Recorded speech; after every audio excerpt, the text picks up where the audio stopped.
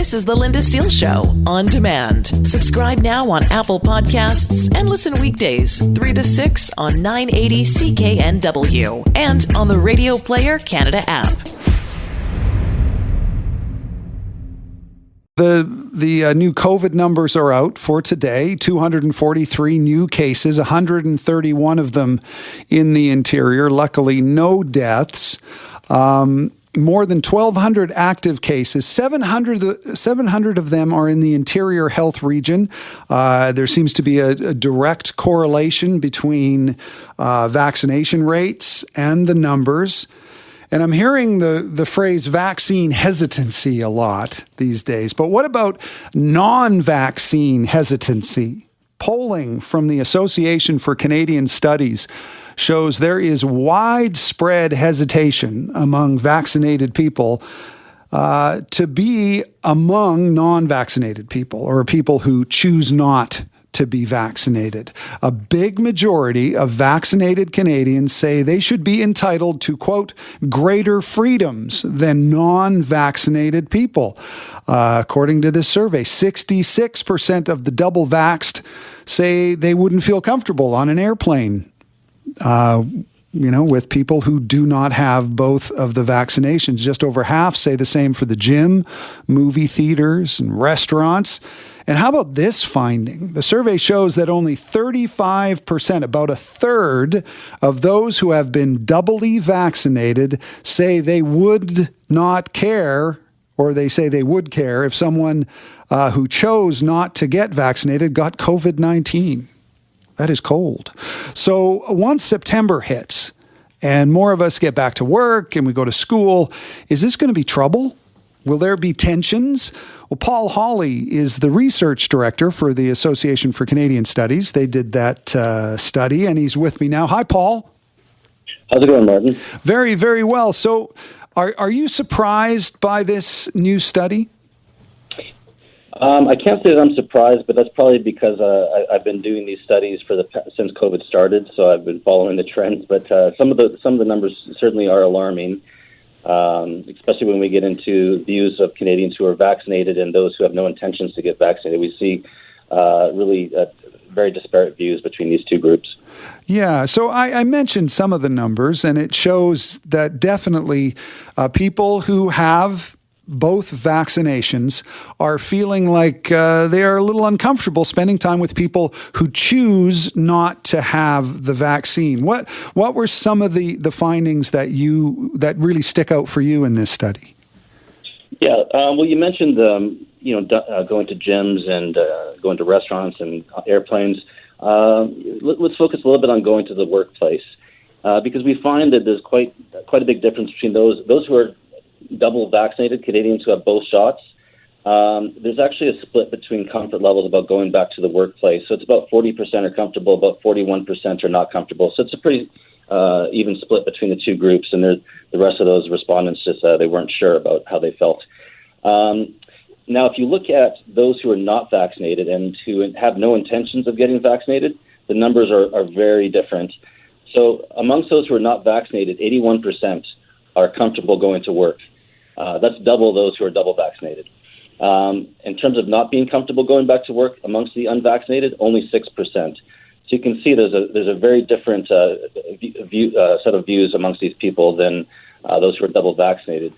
Just to give you an idea, about 56% of Canadians, same for BC, about 54% of BCers are comfortable going back to the workplace. That's as a whole. Wow. So what about things like air travel, being on planes? It seems like a high number of people who are double vaccinated feel very uncomfortable being in places where they have to be in the same room as people who have not been vaccinated. Absolutely. Like flying on an airplane, if you've received both of your shots, about 2/3 of Canadians who've received both shots are comfortable flying on an airplane. Or rather, they're not comfortable, actually. And if you have no intention of getting vaccinated, only about 12-13% are not comfortable flying on an airplane. You see this consistent trend that actually those who are the most protected, who have 2 shots of the vaccine, are actually more hesitant to go back to the workplace, to go on airplanes, to go to the gym and so on, than those who have no intentions of getting vaccinated.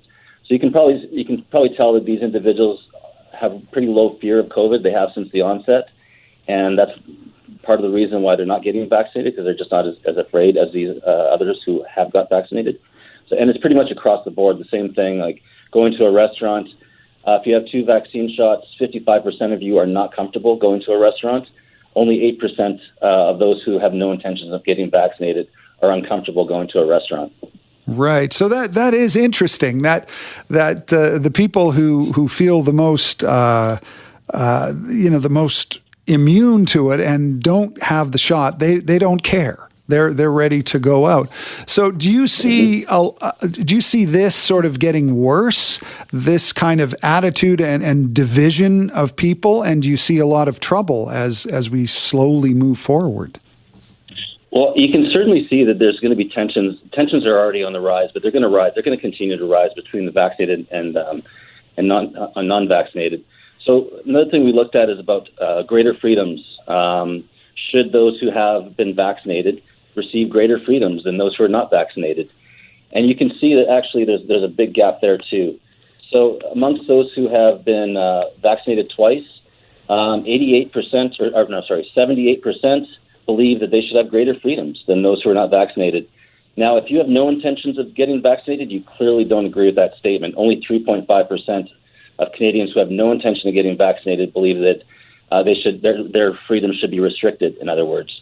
So there's a big difference there. And if you look at the other side, we ask Canadians if they agree or disagree with the statement of, is it unfair to place restrictions on people just because they choose not to be vaccinated? And those who have no intentions of getting vaccinated, the vast majority, 87%, think that it's unfair. However, if you've received both shots, if you've gone and you're fully vaccinated, only 16% believe that it's unfair to place restrictions on those who are unvaccinated. Yeah, I guess that's not surprising. And what about this number about the number of people who are double vaccinated who say that they don't really care if people who choose not to get vaccinated actually contract COVID-19? Yeah, there's a big gap there too. And really, I think that what that stems from is what we were alluding to earlier about this tension between these two groups. You might even call it a culture war of sorts, in the sense that, maybe moving forward in this COVID era or the post-COVID era, the lines that divide us in Canadian society, it may not be on the basis of language, religion, creed, but rather between those who are vaccinated and non-vaccinated. Yeah, it is really interesting, and I guess it's only going to get worse as time goes on, and we see the numbers rise, and now they're talking about a fourth wave. Paul Hawley, I'm sure this isn't the first survey you're going to do. I wish you luck on this. Good luck. Thank you very much. We're going to continue on in the post-COVID era. We've been polling ever since March of last year. And we'll be continuing on to look at the different economic and social impacts of COVID on the Canadian population. Thanks, Paul. Thank you. Paul Hawley, Research Director for the Association for Canadian Studies. Martin Strong with you on CKNW Afternoons. And how do you feel? Do you feel comfortable sharing a space with someone who chooses to be unvaccinated? Are unvaccinated people getting on your nerves? Give us a call. 604-280-9898 is the number. 604-280-9898 or star 9898 on your cell. We got a tweet from Debbie. She said, I recently had dinner with a coworker I'd not seen in a while. Sounds great. Found out they were not getting vaccinated. I immediately felt exposed. It was really uncomfortable. That's a tweet from Debbie. Michael is on the line. Hi, Michael. Hi, Martin. I just want to say that I'm really, really upset at these people because, my dad was in the long-term care and he passed away last year. And Right. we couldn't see him because of COVID. I'm very sorry. Thank you. And my brother has a business at a restaurant. He is on the verge of having been closed down because of COVID. And these people are irresponsible. It's got nothing to do with culture.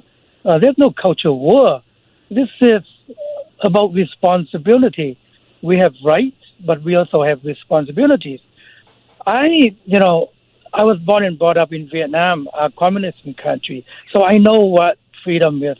I know what the value of individual liberty is, but it's got nothing to do with that. You cannot shout fire in a crowded theater. Mm-hmm. Same principle. You have to be responsible. These low-quality people, we have to have some kind of passport to prevent them from joining the rest of society and infecting and killing the rest of us. I'm just very, very upset, Mother, and I'm sorry about the tone. But that's all right. I'm just extremely upset. Okay, well, irresponsible people. Thanks for the call, Michael. I think you have a point. It is. I mean, the question of service comes to mind. I mean, this is probably for a lot of us the closest we'll come to, wartime situation. And I think you have to ask yourself, what's my responsibility in all of this? Sandy from Cloverdale. Hi, Sandy. Hi. Hi. So my question is, and this just drives me crazy, is people that are double vaccinated that went out and, got the vaccination believing that it would help them. Mm-hmm. I don't understand why they are so fearful of people that are unvaccinated. If they believe in the vaccine, if the vaccine is doing what they say it's going to do, why does it matter if they are around somebody not vaccinating? Isn't it the other way around, that the unvaccinated are the ones that should be worried, but they're not? I think that's very true. The unvaccinated are the ones who should be worried for the most part, but it's important to remember that no vaccine is 100% effective. And you look at young people, and young people are the ones who really need to be vaccinated, because young people in their 20s are often, they're very healthy. They're the least likely to get seriously ill, yet they may not even show symptoms, yet they can contract the virus, they can pass it on. And it's people, and also people who can't get vaccinated. Those people are the people you should get vaccinated for. And I think it's really important that we just start thinking about service. Terry from Vancouver. Oh, sorry. Are you still there, Sandy? Go ahead. I respectfully disagree with you, because this is, you're asking people to go against what they feel is right for their body. And so you're calling the unvaccinated people selfish. You're calling them, that they're not doing the right thing, that they're not, they're not playing the game right. But yet, no medical procedure should be forced on anybody. I don't think it should be forced. I don't think you should be forced to take a vaccine.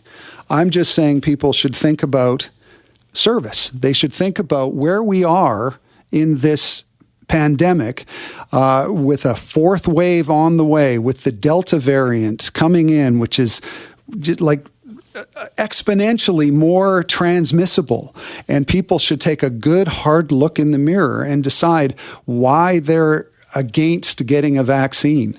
We're out of time, but I think we all need to really think about, what we're doing. Welcome back. I'm Martin Strong, CKNW Afternoons on a Friday afternoon before a long weekend.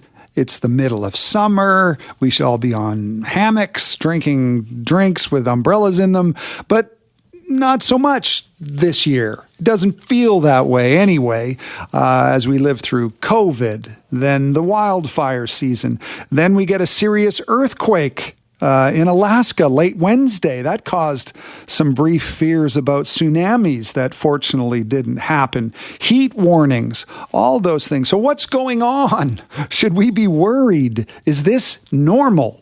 With me now is Mika McKinnon. Among other things, she is a disaster researcher. Hi, Mika. Thanks for joining us. Hello. I always feel like saying thank you for having me on and all that, but anytime you hear from me, it's usually bad news. You are the disaster expert, as they say. Well, I guess my first question is this normal? Are we just hyper aware of what's going on? Are we just so, piped into the imagery of disasters? We see it on TV. Or is something going on here that we should be very concerned about?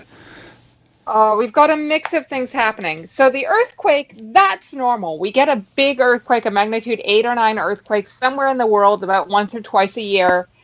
This is the largest one in the United States in the last 50 years, but it's happened there before. Right. However, all these things with the climate and the pandemic are much different. Having these extreme heat warnings, having all the fires, having the catastrophic floods happening in Germany and China, having a year of rain in a single day, those are very unusual events. But I can't even say they're not normal, because this is our new normal. This is what we can start expecting more and more of, unless we take really significant action on climate change as soon as possible. Right. So it's clearly climate change. Has that conversation, are we finished with that conversation now? I think so. I mean, in my opinion, yes, we are way more than done having that conversation. And if anyone wants to still argue about it, the way I figure it is, oh no, we built a better future for no reason. It's much better than having an increasingly inhospitable place. I do a lot of work with space. One of my research projects right now is looking at landslides on asteroids.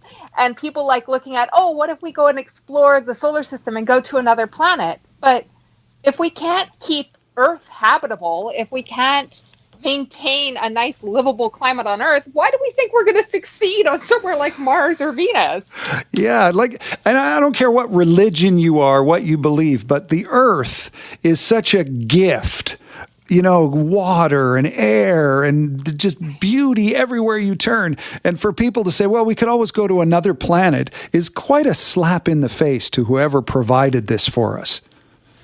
Well, and that it's actually legitimately hard to survive anywhere else. We've had continuously astronauts in the space station for over 15 years now. But first, it's not a very fun life. It's things like, okay, so yesterday's coffee is tomorrow's coffee, in recycling all the pee to filter it out and make new coffee. It sounds kind of gross to me. And they have to ship air up from Earth on a regular basis, and it's not like you can open the windows and air it out, so the space station smells of 15 years of gym socks and farts. Yeah. And that's what we're aiming as a better place to be? Excuse me, I would just like to, have a nice place here on Earth. And it feels overwhelming, especially when it's smoky. There's a little dinosaur part of our brain that freaks out. Fire is a really scary thing, but it's not too late. It's never too late to make things less bad. We can take real action, we can make a change, and we can have a better future. Okay, that sounds great. I've been hearing a lot of that. What can we do? We recognize climate change. That's one thing. But what do you say to a typical person? What can they do to make this better? One of the most amazing things about COVID is that because we had a gigantic accidental global experiment, and what happened with people staying home, commuting remotely, using less fossil fuels, all of that. And there was an impact, but it was a small impact. And the lesson we really got out of that is that we need to have big scale policy changes. We need to have our governments make changes. We need to have our manufacturing industries make changes. It's not enough to have things at a consumer level, at an individual level. But what we want makes a difference. What we say we want from our politicians, they actually, to some extent, listen to. So what can you do as an individual? You can demand real change and real action and dramatic change, not little tiny half steps. Mm-hmm. Science is this amazing, powerful tool where we can look at the world that we have and say, I want that future. Imagine any future we want and work towards it. We can understand cause and effect. That's what science is. And that right there is a magical ability. Okay. So, well, we're talking to Mika McKinnon, a disaster researcher based in North Vancouver. So I'm going to ask you one final question. It's a two-sided question. Give me an example of what scares you the most in the world we're dealing with today, from pandemics to global warming to fires. And also, on the other side of the coin, what's one thing that makes you feel optimistic and good? So what scares me is how many people I hear voicing that they've given up, it's too late, and they can't do anything. Climate nihilism is really tempting. Right. I get it. I understand. But climate nihilism is just another flavor of climate denial. It's just giving up and saying, too late, I don't care. So inaction, indifference, and apathy, that's what scares me. Okay. As long as we're engaged, as long as we care, as long as we are passionate about it and say it is not okay that 800 people died in a heat wave that we created, then we've got a chance. Right. So that's also what gives me the hope right there, is that people are engaged and they do care, and there is an ability to make a difference and to have not necessarily the future of our youth, like that climate is gone. It no longer exists. Whatever you remember when you were growing up, that is no longer a climate that exists in Vancouver. Even 10 years ago, when we thought that air conditioning was a luxury, that's just not true anymore. Right. But we can have a future that's less bad. We can have a future that's like this. If we can just maintain where we are, we can stay like this, and this is livable. This is habitable. This is sustainable. It's not bad. So, well, thank you, Mika. Yeah. Mika McKinnon is a disaster researcher. Thanks so much for talking to you, and we'll check in later and see how we're doing. Thanks, Mika. Welcome back. I'm Martin Strong, and BC firefighters are getting more and more frustrated with people who refuse to leave their homes despite evacuation orders. And it can create problems. Suddenly, a firefighter has two jobs, battle the blaze, but also keep a human being safe. And in some cases, it's meant some serious rescue operations. Ashcroft in the interior has seen its share of evacuation orders in the past few weeks. And with me now is the mayor of Ashcroft, Barbara Roden. Hello, Barbara. Hello, Martin. Hello. So first of all, how are things right now in Ashcroft? How are things looking? Looking okay, feeling very hot. I think we're on our way to 41 or 42 today and tomorrow. So we're looking forward to rain, hopefully in the forecast on Sunday, but that's supposed to be coupled with lightning, which we do not need. So it's kind of a mixed blessing. Yeah, but it would be nice to see some rain. Wouldn't that be great? So let's talk about people who refuse to leave their homes. And I saw some people on the news. In some ways, they seem kind of heroic. They don't want to leave their homes, and they were talking about their grandparents who battled fires many, many years ago. But how important is it when there is an evacuation order for people to get out? I think it's really important. Those evacuation orders are not issued lightly. They're taken after a lot of consideration, a lot of judgment by people who know what they're doing. So when an order comes down the pike, it I think should be taken very seriously. People are saying there is an immediate danger. You have to leave or you are putting yourself at risk. And for the people who choose to stay, as you mentioned, they're putting other people at risk because it's human nature to want to rescue people. And we know from past experience that firefighters and search and rescue will often do everything they can to make sure that people are safe in fire areas. Yeah, and I mean, that's their job. That's what they've sworn to do. So, I mean, I guess the priority is the safety of a person. But so what have you seen in your community? Have there been a lot of people who have refused the order? There are a few people. I mean, the village of Ashcroft itself was on alert, but just outside Ashcroft, just to the east of us, around Barnes Lake, a number of properties were ordered evacuated because of the Tremont Creek wildfire. And I do know that a number of people elected to stay. And it's born of a lot of things. It's people who've lived and ranched and farmed on the land for generations, as you mentioned. And I don't think it's helped by the fact that they're hearing on the news from the province, from BC Wildfire, that we are stretched, our resources are stretched, we have deployed everyone and everything that we have. And they're also hearing, again, from multiple sources that there are no accommodations for evacuees. You have to travel 3 hours or more to somewhere where you can find a hotel room. And they're making that decision to stay and defend their properties, their ranches. And we're not just talking homes. It's not like in a community, in a municipality. It's ranches. They're protecting their grazing land. They're protecting their livestock. Mm-hmm. So are there some people actually coming into Ashcroft who are being evacuated?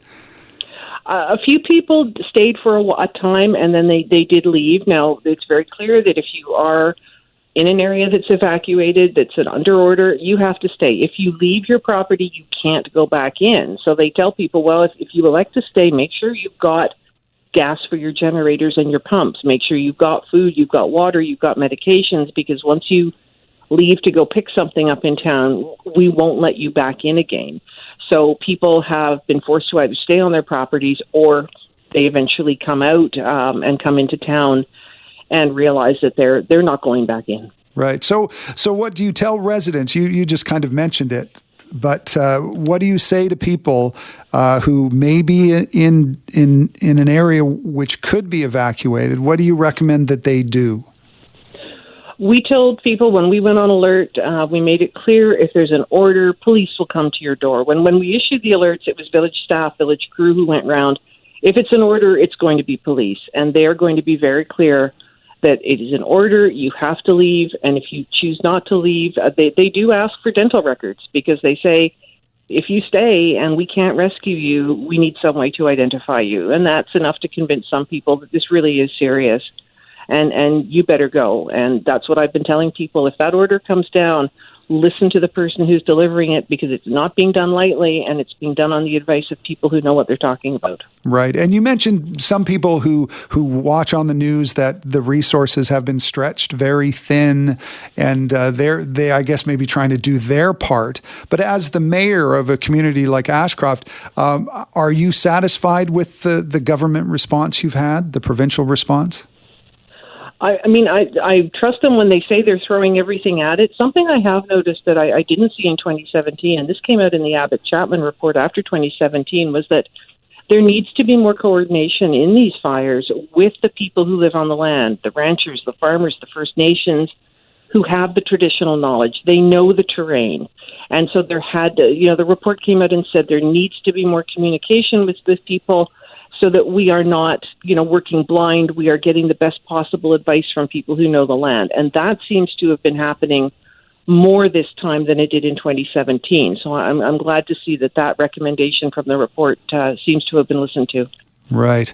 Well, I wish you all the best, because Ashcroft is such a lovely community, especially in the summer.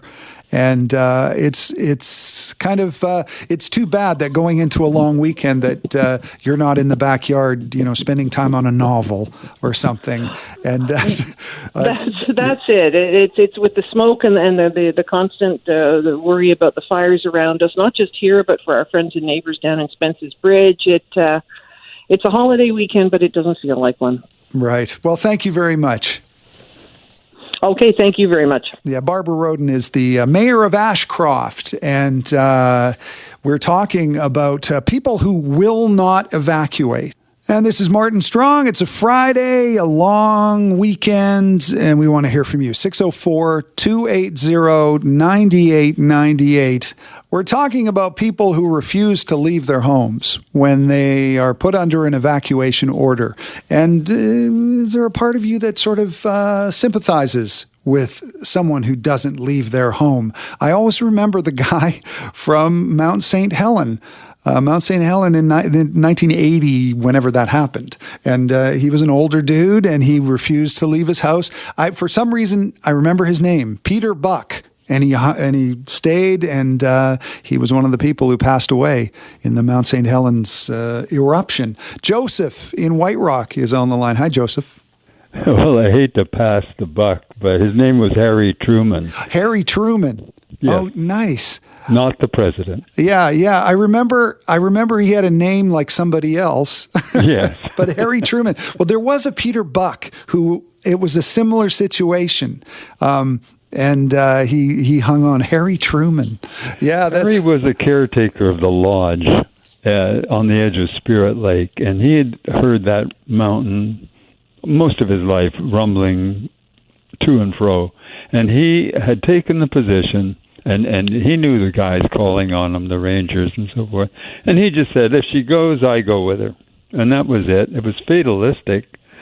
And perhaps in denial, he probably thought, it won't go. But it sure did. And it took him out with about 70 feet of debris and mud and the rest of it on top of that lodge. Wow. And that's where he is. So he made that choice. So you kind of sympathize. What do you feel about people in wildfires who refuse to leave their homes? Well, everyone's got to judge their own circumstances. He had made his...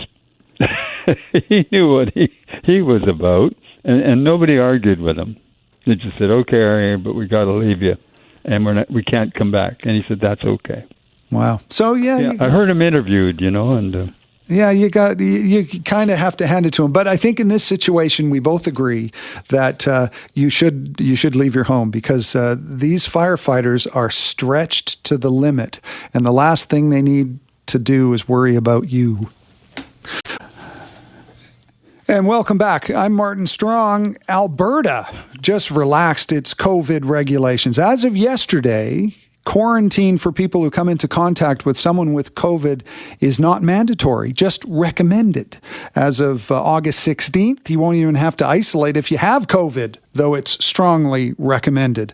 Other changes coming in August. Testing will be only for people with symptoms. After August 31st in Alberta, you can only be tested if your symptoms are bad enough to need hospital care. And no masks in schools or public transit. Doctors and other healthcare workers are outraged. There's even been rallies. Many are calling for Dr. Deena Hinshaw, Alberta's chief medical health officer, to resign. And here is Hinshaw, along with Alberta Premier Jason Kenney, on the new loosening restrictions. Starting August 16th, isolation will no longer be universally legally required if you test positive for COVID-19. Although it may be required in some high-risk settings. We need to give these struggling employers confidence that they can hire people back and do it safely, and that's why our focus is on vaccines instead of restrictions. And one of the doctors who is calling for the resignation of Dr. Deena Hinshaw is Dr. Joe Vipond, an ER physician and co-founder of the Masks for Canada advocacy group. And Dr. Vipond is with me now. Hello, doctor. Hi, thanks for having me on. And before we start, I just want to say that the views are mine alone and do not represent those of Alberta Health Services or that of the University of Calgary. Okay, fair enough. But I'm going to ask you, I want to hear your view on hearing that clip of Dr. Hinshaw talking about the fact that you won't even have to isolate if you have COVID, though it's strongly recommended. What does it make you feel like to hear a doctor say that? Yeah, I think it's hard to know where to begin. Do we begin with the attempt to hide the numbers by no longer doing any testing of anybody with COVID symptoms, only restricting it to hospitalizations? Do we talk about the fact that they're no longer having people self-isolate if they're in contact with somebody with COVID? Do we talk about the fact that they've canceled mask mandates for the inside of schools as the school year quickly approaches while they're doing this? Do we talk about the fact that they have decided they're not going to have people isolate if they're testing positive for COVID, that people can go out and go to restaurants and, get in a cab with a cab driver? I don't even know where to begin. Okay, do we begin with? I can go on. Do we begin with the fact that we are going to be international pariahs, that that BC's not going to want us to visit? Do we go on to the fact that this is going to cull our population? Like, where do you want to go? Well, I'll lead you on, because I want to talk about interprovincial travel with BC, people from Alberta coming into BC and people from BC going into Alberta. But you brought up an interesting point about hiding the numbers. Do you think this is a political ploy to kind of to dampen the amount of testing and hide the actual numbers of people who are infected with COVID-19? Yeah, I think I'll have to ask Dr. Dina Hinshaw and Dr. Jason Kenney Premier Jason Kenney what the actual intent of this is. I can tell you though that when I was talking with my friends about this on Tuesday, I'm like, well, Kenny's in a really hard spot. He's promised Albertans a stampede and the best summer ever, and he said that we were going to open for business, that COVID was gone on July 1st, and that everything was going to be hunky dory. And what the reality is that for the last 2 weeks, COVID numbers have been climbing at an accelerating rate, doubling time of about 5 days, which is devastatingly fast. Like, we were scared when it was 10 to 14 days. Now it's 5 days. Hospitalizations have started to increase. We just started to see a tick up in our ICU numbers yesterday. And this is not the best summer ever. This is quite possibly the worst summer ever. So his choices are loosen, restrict, or keep restrictions loose and watch COVID numbers climb. Alternatively, he could reimpose restrictions, which would be very difficult for his base. So he's caught in a tough spot. What does he do out of those two solutions? I didn't realize that there was a third solution: hide the numbers, get everybody sick from COVID to try and create herd immunity. This is devastating. You should hear the parents that are reaching out to me with their, unvaccinatable 0 to 11-year-olds, some with chronic health diseases, all unprotected from this. It's I don't know. I've started to call it the "oh my God" summer, or the "oh my God" moments for Alberta, because it's not really about the summer, right? This is the first time in the history of our country where a jurisdiction has intentionally gone out to infect people with a deadly and possible lifelong debilitating illness. Think about that. Yeah. So as an ER physician, what have you seen and what do you predict if these loosening restrictions stay in effect? What do you see for September and October in the emergency room? Yeah, I mean, the reality is nobody's really played with Delta this way. Even those countries who have been fighting it, whether it be the UK, or of course India, have at least tried to push the numbers down, at least made an effort to keep track of things. And so we don't know what's going to happen here. There's a suspicion out there that the sickness, how sick you get, depends on how much of a viral load you're initially loaded with when you're first infected. There's going to be clouds of virus around. So I have no idea. I know people that are double vaxxed are getting sick. It's called breakthrough infections. I know that about 50% of the entire population, including everybody under 0 to 12, doesn't have the double vaccine protection. So it's going to rip through that population. And even though they tend to be on the younger side, and even though those that are 0 to 12 don't tend to get as sick and have less hospitalizations, when you have hundreds of thousands of people getting sick, there is a non-insignificant number of illness that occurs. And you can just look in the States, where there are states where all of the pediatric ICUs are filled up, all of the emergency rooms are filled. And this is in the fourth wave. So there's no reason to suspect it's going to be any different here. And I honestly can't believe, you had mentioned about the physician's opinion, how somebody who goes into the profession of medicine would sign their name on to what is essentially a experiment on Albertans that could have devastating repercussions. Right. And a lot of people are wondering here in BC about travel between the provinces. And with the Delta variant out there, how significant do you think it will be for the neighboring provinces? Yeah, well, you probably won't know because we're hiding the numbers. So you'll never know how bad it is here, right? That's the intention. But I tell you, if I was in BC, I wouldn't be too excited about seeing Alberta plates, and I wouldn't be. I'd be considering a different location for your holidays this summer. And how are vaccinations going in Alberta? They've slowed down, so I think we've pretty much maxed out. Even with this great vaccine rodeo lottery that we have, we're not getting increased uptake. Some of the talk that's coming from the Dr. Hinshaw's mouth is kind of suggesting that this is almost a doubling down. All right, you won't get vaccinated? Well, we'll just get you sick instead. So we'll see how you like that, in kind of an attempt to force people to get vaccinated. But unfortunately, with this kind of thing, it's not clear that if you believe COVID is a hoax, or alternatively that there are 5G chips being implanted in your arms, but that's going to be adequate incentive to get people to go out and get vaccinated. So I'm not entirely sure how well that's going to work. I think it's just going to be that a lot of people are going to get sick and have serious consequences. Well, Dr. Joe Vipond, I wish you the best of luck, and thanks for talking to us. Yeah, we need more than luck. We need strong governance, and we are lacking it. Welcome back. I'm Martin Strong. Give us a call, 604-280-9898. We're talking about Alberta. They've just relaxed their COVID regulations a lot. As of August 16th, you won't even have to isolate if you have COVID, though it's strongly recommended.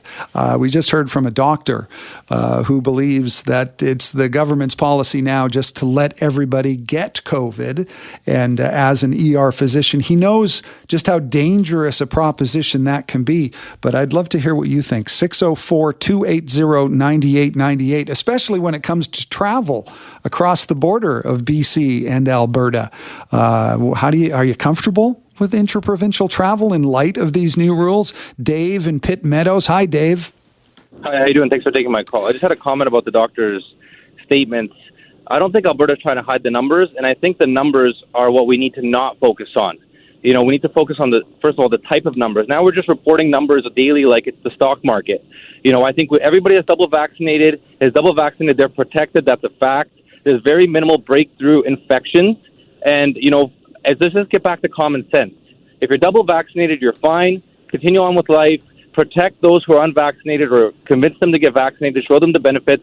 And every time you try to put common sense like that, he throws out things like 5G chip technology or different things to discredit people. Like, how long does he want this to go on for? What, discrediting the 5G chips in the vaccines? Discrediting the people that are saying, let's get on with life. He's saying, we want people to get infected and have 5G, like making them sound like crazy.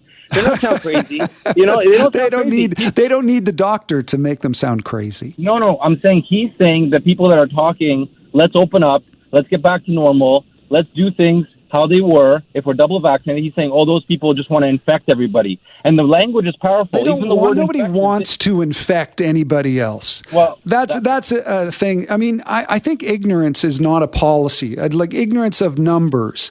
And maybe we do dwell on the numbers a lot, but these numbers are important.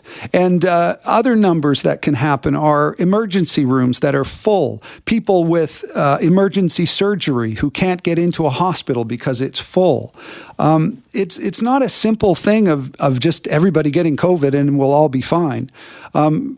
It's a very serious situation, and I think just sort of ignoring the numbers is not a wise thing to do. Scott in Prince George, how are you doing, Scott? Good, Martin. Thanks for taking my call. Sure. I just wanted to, our border. If they can't, we should treat them like we're doing with the Americans. If you can't prove that you've been double vaccinated, then don't let them arrest. And I realize it's a big border and we don't have an actual posting at it, but there's got to be some way to regulate them coming through our borders. Right. Like, if you don't want to get vaccinated, well, then, they can stay in their province. And because it's going to happen. They're going to bring it over here. We're Prince George. We've got minimal cases. We went 3 weeks with none. Well, now we've had 8 in the last 2 weeks, and they're all the variant. So you're saying we should do what they do with the idea next week with the American border is exactly. Americans can come in, but they have to prove that they've been double vaccinated. Exactly. Yeah. Okay. Yeah. Well, okay. I think that makes sense. Let's hear what the mayor of Calgary has to say about these new regulations. Naheed Nenshi. Let's listen to him. We've been saying for a long time, trust the science, trust the doctors, don't make this political. But I now have one of the only chief medical officers of health in the world who is saying we shouldn't do contact tracing, we shouldn't test people for COVID anymore. And if you are infectious, tested positive, feel free to go to the movies or ride a train. That is the mayor of Calgary, Naheed Nenshi. Obviously doesn't agree with these new relaxed regulations for COVID. We have time for one more. Alex in Coquitlam. Good afternoon. I just wanted to say, we're from Coquitlam, BC, and we had a trip planned out to Alberta, going to Banff, St. Louis, and we've had to cancel that because this regulations are crazy. And so, it's also, there's going to be a lot of folks like us that's going to hurt their economy. So these policies just don't make any sense. Yeah, thanks. Thanks, Alex. Alex in Coquitlam. And this is Martin Strong. Welcome back. Friday afternoon before a long weekend. How are you feeling on the streets of our city, in your community? Is crime in the city getting worse? Vancouver has seen 17 random attacks in the past 2 weeks alone, according to police, and they say it's concerning. A recent example was a violent sexual assault over the weekend on a female SkyTrain attendant at Braid Station in New Westminster. Here's Sergeant Clint Hamilton about that attack. Well, on Sunday, July 25th at approximately 7:10 a.m., a man followed a SkyTrain attendant at Braid SkyTrain station as she entered an employee crew room. As the SkyTrain attendant opened the crew room door, the man quickly forced his way in, allegedly punching her in the stomach before shoving her to the ground. That SkyTrain attendant fought back as the man tried to pull her to the ground, allegedly punching her in the head and pulling her hair. Also, a seemingly random attack on Granville Street. Here's Constable Tanya Vicenton on that one. Vancouver police are investigating after one man was randomly attacked by 3 men on Granville Street earlier this month. On July 11th at around 3:30 a.m., the victim was walking home when he was approached by a group of men. They all walk towards a lane near Granville and Smythe Streets. While in the lane, the victim was assaulted and had his wallet taken. That one was on video, and it just seemed very violent and very random. So it's not just downtown Vancouver, it's all communities in the Lower Mainland. One community, Chinatown, doesn't need to be told that crime is on the rise, from graffiti to break-ins and violent crimes. Global News just did a really great 3-part series on Chinatown. Fred Kwok is the president of the Chinese Benevolent Association and the Cultural Center chair. And Fred is with us now. Hi, Fred. Hi, how are you? Good. So let's talk about crime in the city, in Greater Vancouver, Chinatown, and outside of Chinatown as well. Do you feel like, as Vancouver is changing so quickly, that crime is getting worse? It is. It's year 2020 is which bring it to the new height. Although the crime rate in Chinatown has never been slow, like of all this year. I've been in Vancouver, Chinatown, in and out, take part in the activities since 70, 80, 90, 2000, every decade I was there. So I witnessed how the whole community changed from time to time. And until it was bad. Like we've been since 2015, 2016, we've been talking to the city engineering department and try to get them to pay attention to the trash and the human waste issue in the lane on the street. And we have very little response. And then came to 2020, and it just really getting out of hand. And at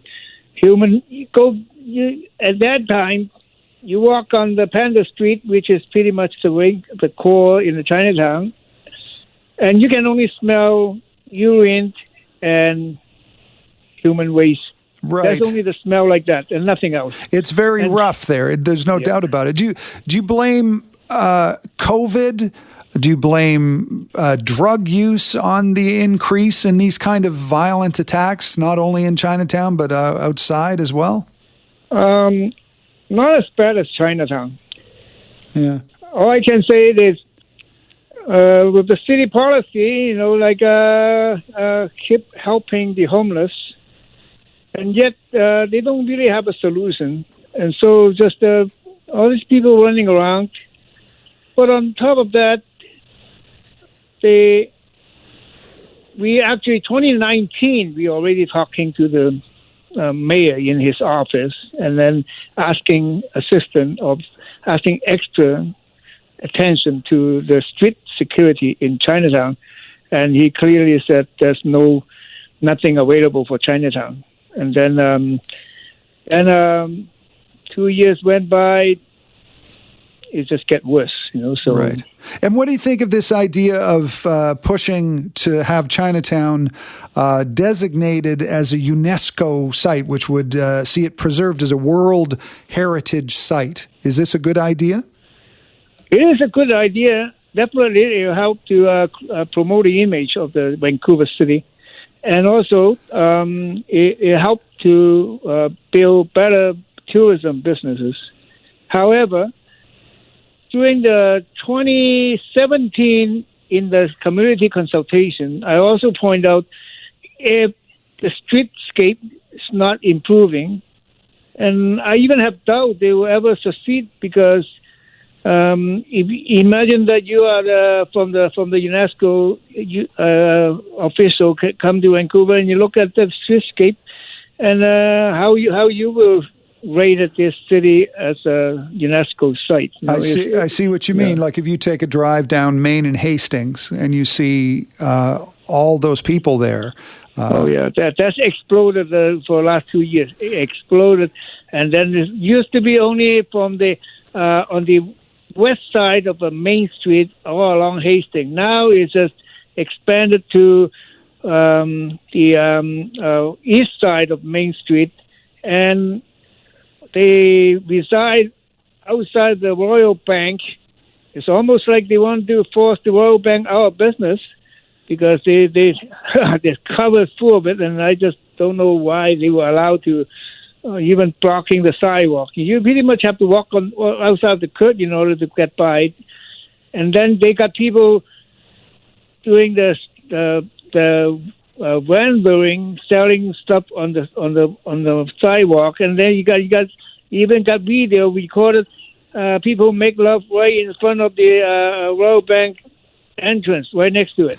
Right. Well, thank you for describing that because it is a sort of part of the overall picture of Vancouver, and I appreciate you talking about that. Thank you. Fred Kwok is the president of the Chinese Benevolent Association, and we're talking about crime in the city. This is CKNW Afternoons. We've been talking about crime in the city. 17 random attacks in the last 2 weeks. Do you feel safe in the city? Give us a call, 604-280-9898. Maybe we just see too much of it in the news, maybe you think this is a safe city and it doesn't bother you. 604-280-9898. Maybe you just want to talk about the Olympics. Because and why it's all women. You know that in Canada is in the top 10 of medals, and the only country that all the medals have been won by women. What's with that? Give us a call, 604-280-9898. But we're talking crime in the city, and Bob in Maple Ridge is with us. Hi, Bob. Hi, Martin. Thanks for having me on here. Crime is I've worked in the criminal justice system for 20-odd years, and it is on the rise. And what you're seeing more and more of now coming through is a combination of drug use and alcohol use, always part and parcel with a lot of crime that happens out there. But much more so these days, you're seeing mental illness and situations where a lot of what you're seeing, especially in the Chinatown area, that is, I've seen some of the videos and some of the violence, and that's a lot of individuals that are a combination, dual diagnosis with drugs and alcohol fueling that. And you're seeing more of that. And there's two parts of the problem. One is that the courts, as far as Vancouver goes, and I don't want to sound like I'm trashing them, but the reality is probably you got the most lenient courts here in, if not Canada, North America.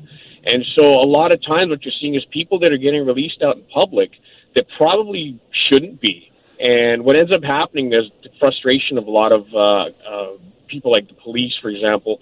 They're picking up the same person. As random as some of these attacks are, some of these individuals are very well known to police, and they attack themselves are random. That's very true. That's very true, Bob, but you also mentioned that much of this is the result of mental illness.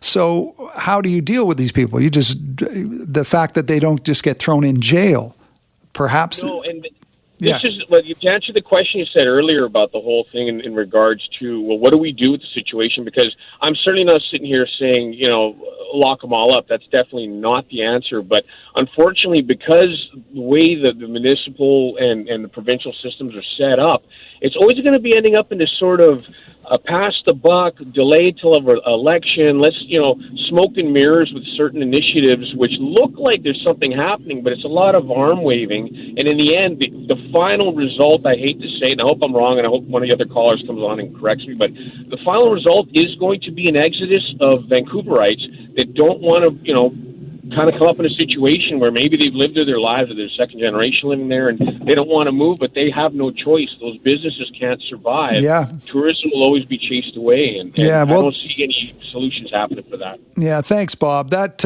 is very true. That's what's happening in Chinatown, and if we're not careful, we're going to lose Chinatown. Welcome back. I'm Martin Strong. It's a Friday afternoon. There's a small chance of some showers in the Lower Mainland, maybe a little bit of rain. And you remember the 7 o'clock cheer sounded like kind of sounded like this?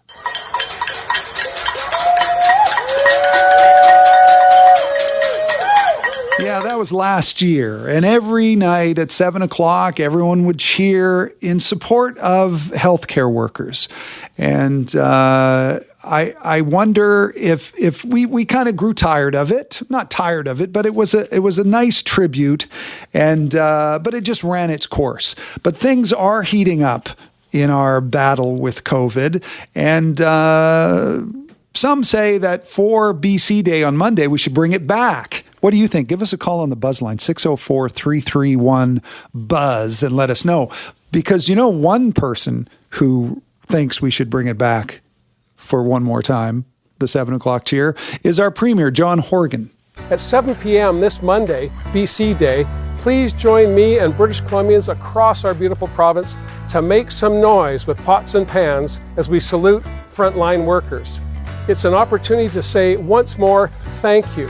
Thank you to the incredible workers in our healthcare system, workers who've maintained our supply lines and kept our grocery stores stocked, to first responders who are now fighting fires right across British Columbia. We owe them so much. There's so many people in this province who do extraordinary things day in and day out to help each other, to protect each other, to support each other. They are the heart of British Columbia, and all of them should be celebrated this year on BC Day. So let's once again make some noise at 7 p.m. And remember, let's get vaccinated. That's BC Premier John Horgan telling us about 7 o'clock Monday, one big 7 o'clock cheer. And the person who originally started that 7 o'clock cheer is Rory Richards. And Rory is with us right now. Hi, Rory. How are you? I'm good, thanks. How are you? Good. I guess you're excited that your cheer, your 7 o'clock cheer, is going to be coming back for one last big cheer.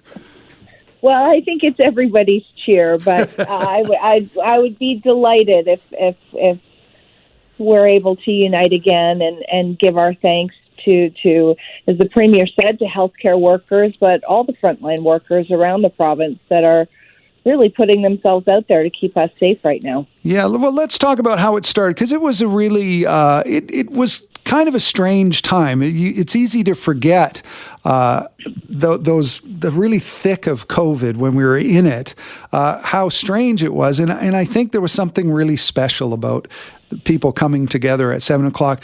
Tell us about how it started. How did it get going? Well, I live here in the West End, and we have a lot of people that live by themselves, and we're alone during that time.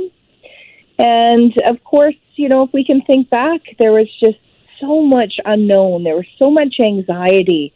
And the cheer really just brought us all together and was united us in gratitude and also in fear. And hope for something better, that we would get out of this tumultuous time, hopefully healthy. Yeah. So, yeah. And it started in the West End, and it caught on pretty quickly. Were you surprised how quickly it caught on? I definitely was. at first I just put a notice in our community group online in the West End, and I had initially suggested 9 o'clock, and then somebody said, well, hey, can we do it at 7 so we can do it before my kids go to sleep? So it would have, otherwise it would have been the 9 o'clock chair. So it just really happened organically, and in the first couple of nights, there was really nobody. In fact, the people that were cheering got some pretty nasty looks from neighbors over their balconies and had windows shut as a result of the banging. And then, a few days later, it just really started to roll in a pretty magnificent way. Yeah, and I think it's a different kind of trauma that we're in now. As we slowly come out of COVID, there are some hiccups there and some concerns about a new fourth wave and the Delta variant. But it's a different kind of feeling for us. I think we've kind of grown used to it. But now we're into this whole summer of wildfires. And I like the idea that it's sort of a salute to everybody. Like, what do you think it does for people? I like where the Premier's going with it. We have gone from one crisis to another. Unfortunately, we're seeing the effects of climate change, climate disaster really coming to our doorsteps. Our province is literally burning. And facing historic drought all over the province. We have people that are working on the front lines at extraordinary personal risk to themselves to save homes and to save cities. And they certainly deserve our gratitude. And, just like the 7 o'clock cheer for frontline workers during COVID, the cheer is symbolic, but you need to back it up. You can't cheer for nurses and doctors and frontline workers and then not wear masks or not follow public health orders or not do your part and get vaccinated. So we really need to have the cheer mean something. And if we're going to now cheer for people on the front lines fighting wildfires, we need to back that up too. That means being responsible with our water usage, being responsible with, disposing of cigarettes if you're a smoker, or, campfires. Follow public orders. You can't clap and then that's it. Yeah. You got to back it up. You got to back it up, but make sure you cheer. 7 o'clock on Monday, BC Day. And we're talking to Rory Richards, the person who originally started the 7 o'clock cheer. Thanks for talking to us, Rory. Have a great weekend. A pleasure. All right. Thank you for listening to the Linda Steele Podcast. Be sure to rate, review, and subscribe for free at Apple Podcasts, Google Podcasts, or anywhere you get your on-demand audio. And join the conversation. You can reach me on Twitter at Steele Talk, on Facebook, and by email, linda@cknw.com. Talk to you next time.